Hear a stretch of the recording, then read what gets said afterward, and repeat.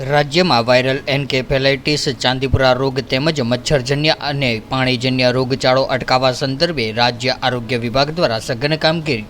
ચોમાસાની ઋતુમાં પાણીજન્ય અને મચ્છરજન્ય કોલેરા, મેલેરિયા, ડેન્ગ્યુ, ચિકનગુનિયા જેવા રોગોનું પ્રમાણ વધી જાય છે.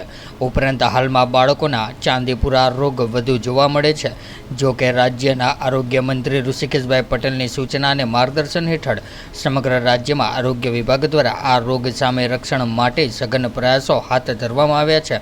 ત્યારે જે અંતર્ગત રાજ્યના તમામ ગામોમાં દવા અને સ્પ્રે છંટકાવ કરીને મેગા ડ્રાઈવ પૂરજોશમાં હાથ ધરવામાં આવી છે.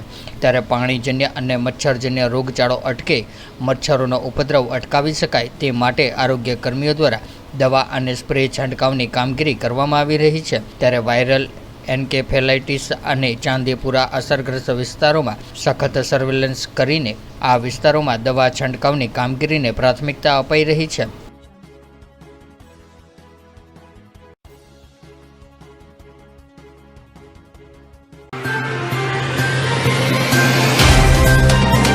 तो व्हाट्सएप, ट्विटर, फेसबुक, इंस्टा जहाँ भी आपका अकाउंट है, इसे शेयर बटन के द्वारा वहाँ पर शेयर करें